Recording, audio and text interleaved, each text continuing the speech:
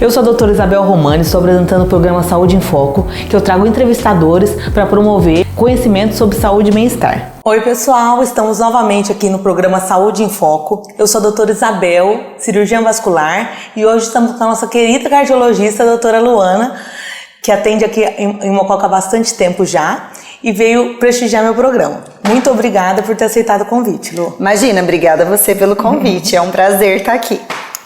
E só que eu gostaria de passar o currículo dela, que é ótimo. Ela é cardiologista, formada pela Santa Casa de Ribeirão Preto, em 2011. Tem título de especialista pela Sociedade de Cardiologia. E atualmente está cursando um curso de pós-graduação de obesidade pelo Albert Einstein. Isso. Então você vê no consultório, Lu, a recorrência dessa obesidade e a associação dos problemas cardíacos? Sim. Eu busquei me aprofundar mais nesse assunto de obesidade, porque a maioria dos pacientes cardiopatas tem obesidade, né? Às vezes um sobrepeso e às vezes já obesidade grau 1, grau 2 e às vezes até uma obesidade mais avançada, grau 3. E eu acho muito importante, a gente hoje tem muitas ferramentas, muitos medicamentos novos com efeitos também benéficos para pacientes cardíacos, com redução de eventos cardiovasculares, como infarto, por exemplo. Então, eu quis buscar mais conhecimento, né, para eu poder tratar com segurança esses pacientes. Porque, consequentemente, a gente reduzindo o peso, a gente reduz todas as doenças que estão associadas à obesidade, como pressão alta, insuficiência cardíaca, risco de infarto, AVC, apneia do sono. Então, são todas essas doenças decorrentes da obesidade, né, que quando bem tratadas, a gente consegue diminuir a chance do paciente ter um evento cardiovascular duro, como infarto e AVC, ou até uma morte súbita.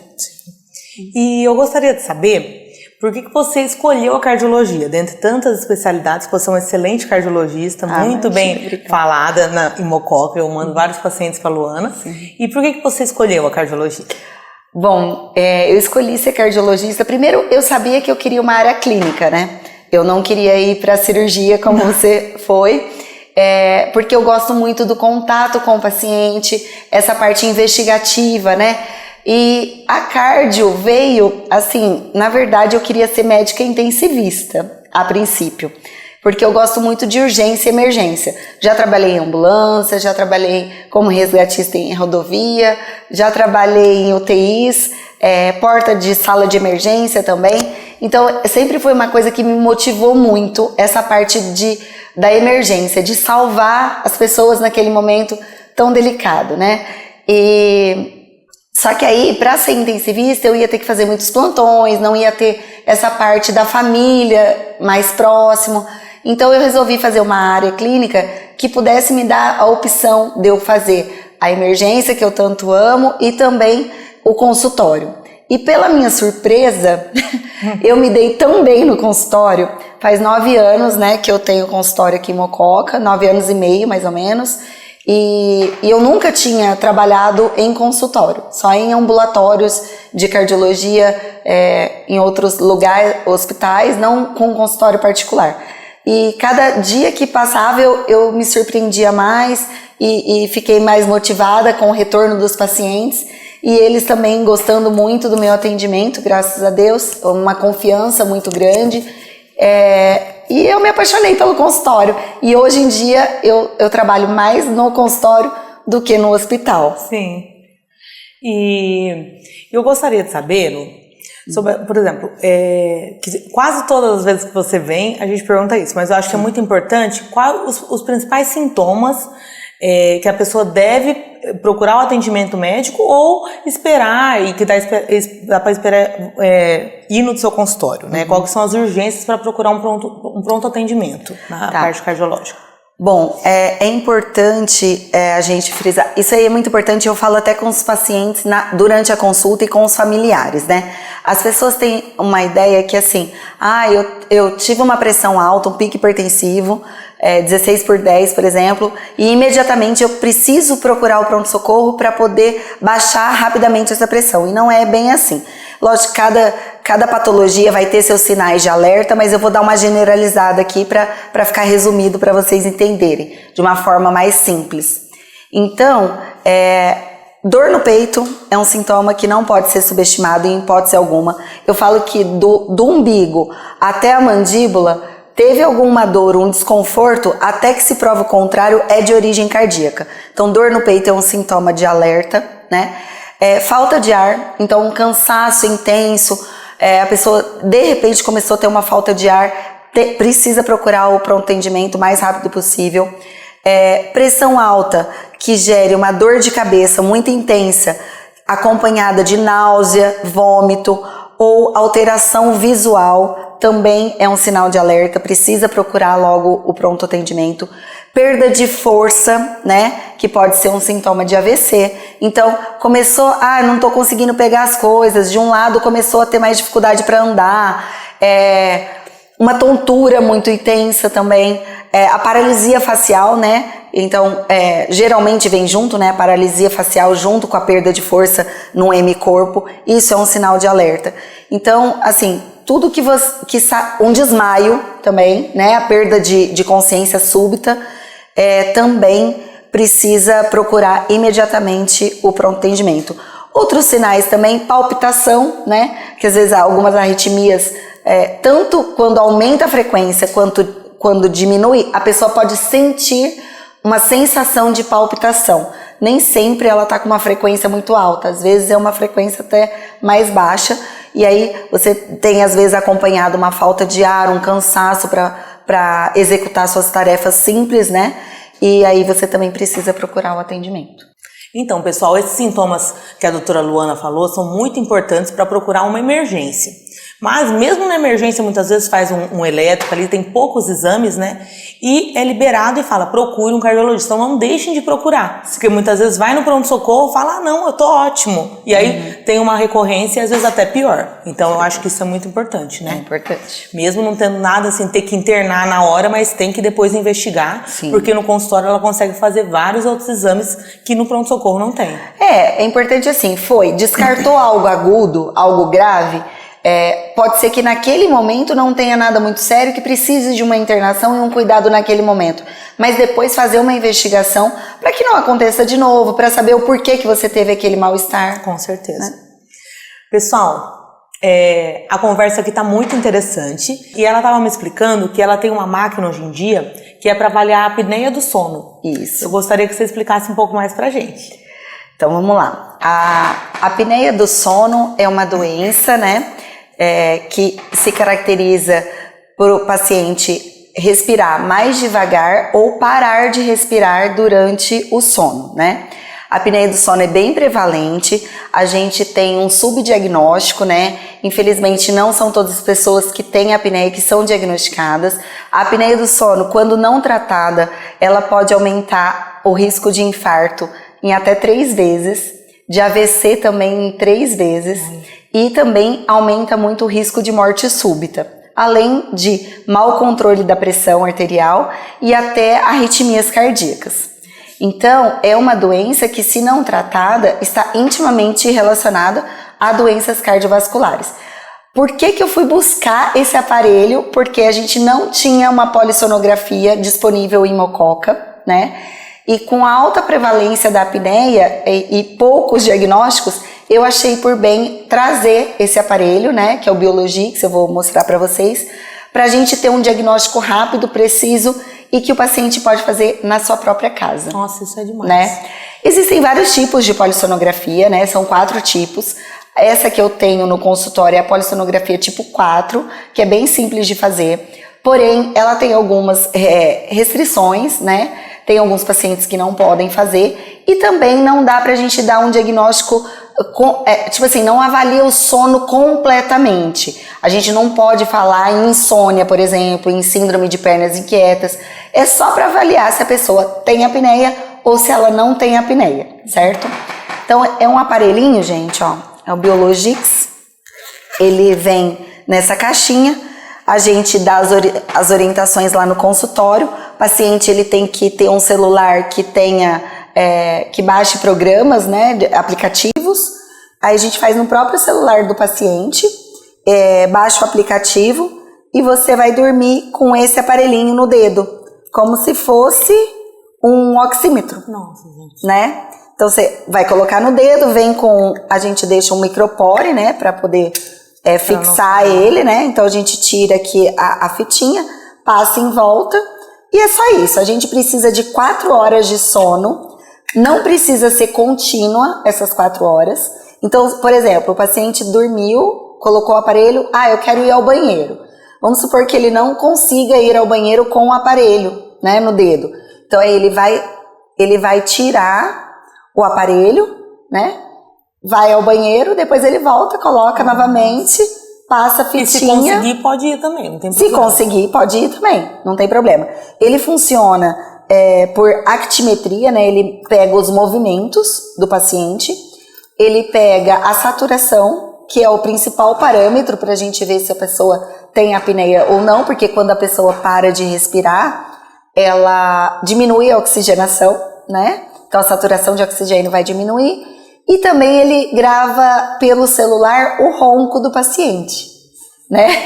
Que é um dos sintomas da apneia. Mas eu sempre digo, não é todo mundo que ronca que tem apneia e não é todo mundo que tem apneia que ronca. Então a gente tem alguns sinais, né? Quando a gente vai pesquisar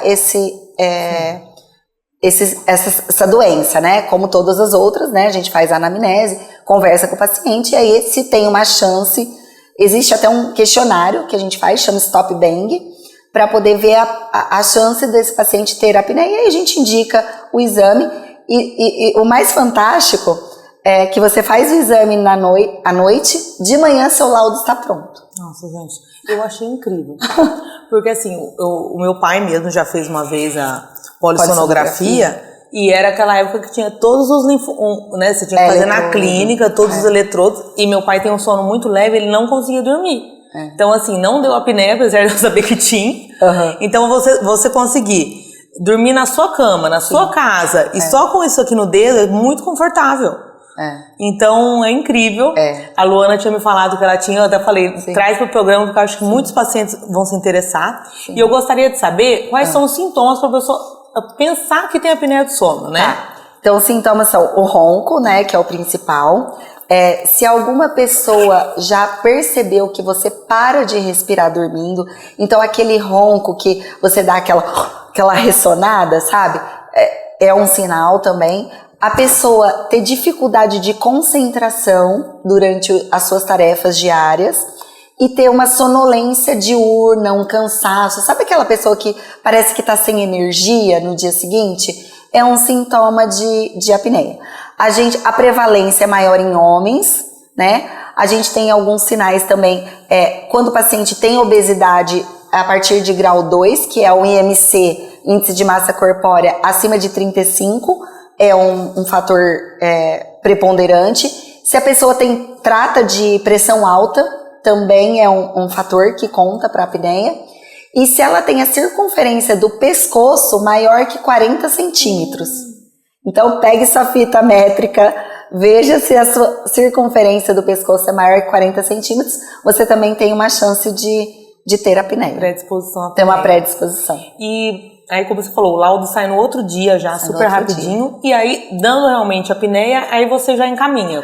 Como que é feito esse tratamento? Então, assim, hoje em dia, a gente tem 3 tipos de apneia. Apneia leve, moderada e grave. A partir da moderada, a gente já indica tratamento com CPAP na maioria das vezes. O CPAP é um aparelho, né, que a pessoa dorme com ele, de pressão positiva.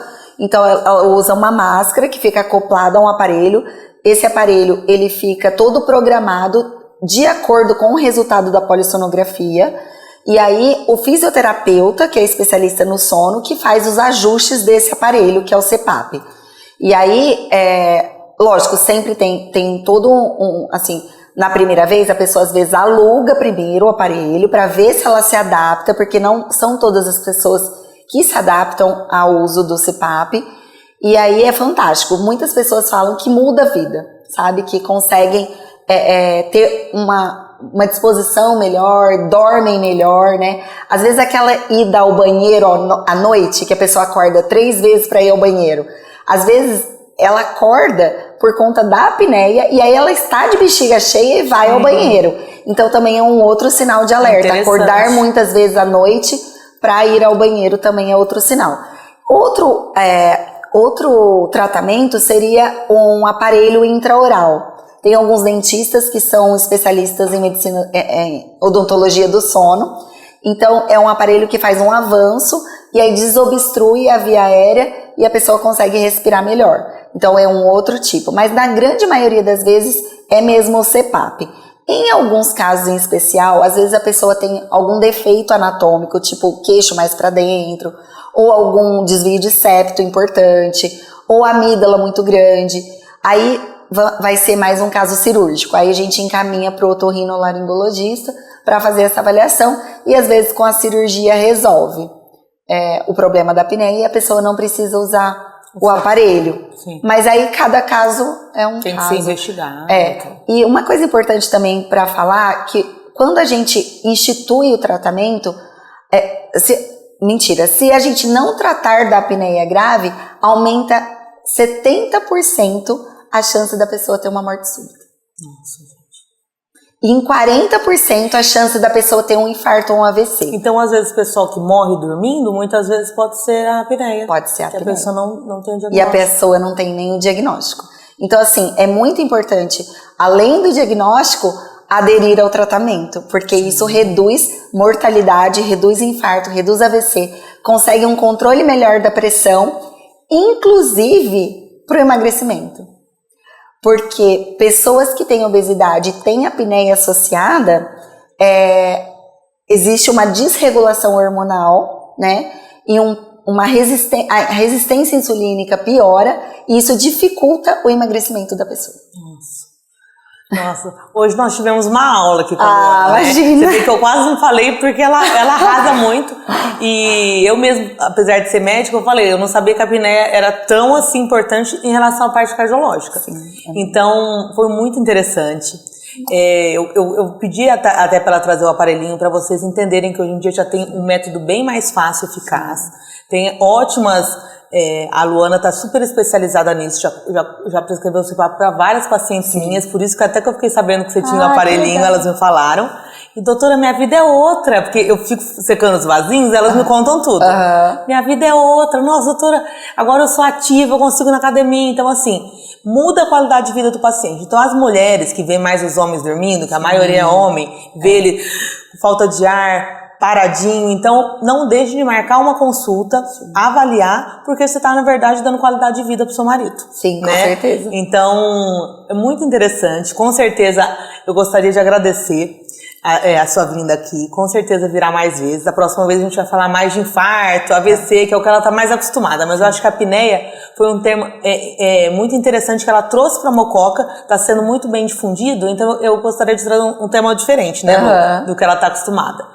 E muito obrigada mais uma vez pelo convite, espero que você tenha gostado. Gostei muito, obrigada. Toda vez que você me chamar, pode ter certeza que eu estarei aqui, viu? Fico lisonjeada de ser convidada por você. Obrigada, minha querida. Então, pessoal, espero que vocês tenham gostado da nossa entrevista. A gente fez muito com carinho para vocês.